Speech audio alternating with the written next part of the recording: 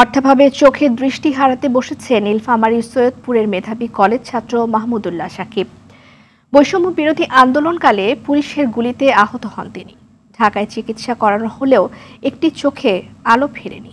উন্নত চিকিৎসার জন্য দেশের বাইরে নেয়ার পরামর্শ দিয়েছে চিকিৎসক। নীলফামারী সৈয়দপুর থেকে মামুনার রশিদ মিঠুর পাঠানো প্রতিবেদন জানাচ্ছেন রেজওয়ান শরীফ।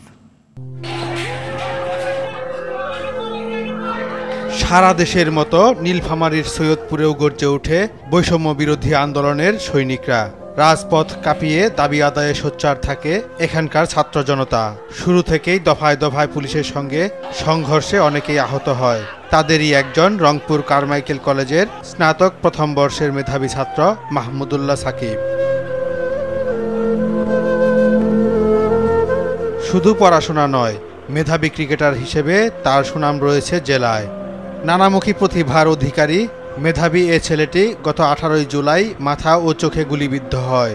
এর মধ্যে বাম চোখের আঘাত গুরুতর হওয়ায় চোখটি আলো হারাতে বসেছে।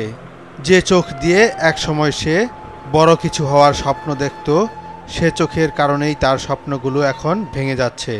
আমি চাই আমার জন্য একটা কর্মসংস্থান করে দেখুন, কারণ এখন আমার যে স্বপ্নই থাকে গেল, এখন আমি কোথায় যাব? আমার ভালো চাকরি হবে না, এক চোখে তোকে আমার নিবে না। তরুণ এ মেধাবী ছাত্রটির পাশে থাকতে চায় স্থানীয়রা। স্বজনরা চাইলেন দোষীদের দৃষ্টান্তমূলক শাস্তি। আন্ডার 18 জেলা টিমের রেগুলার প্লেয়ার ছিল এবং খুব বুদ্ধিমান একটা প্লেয়ার ছিল, লেফট আর্ম স্পিনার ছিল। তাকে ভারত চেন্নাই রিফার করা হয়েছে। এখানে অনেক অর্থকরী প্রয়োজন। তার পাশে আপনারা সবাই এগিয়ে আসেন, আমরা ইনশাল্লাহ আগাচ্ছি। বর্তমান সরকারের কাছে একটাই অনুরোধ, যে যদি ছেলেটার চোখের যদি ট্রিটমেন্টের ব্যবস্থা করে দিত। আন্দোলনে যাবে দেখে কি গুলি মারতে হবে পুলিশদেরকে, তারও বিচার আমরা চাই।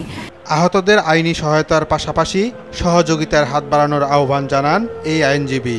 প্রধান উপদেষ্টা সহ অন্যান্য উপদেষ্টার কাছে আকুল আবেদন করছি, যারা এই ছাত্র আন্দোলন করতে যারা আওয়ামী লীগের সন্ত্রাসী বাহিনী এবং পুলিশের গুলিতে যারা আহত এবং নিহত হয়েছে, তাদের পরিবারকে আর্থিক সচ্ছলতা দেওয়া এবং উন্নত চিকিৎসার ব্যবস্থা করা। রেজওয়ান শরীফ, RTV।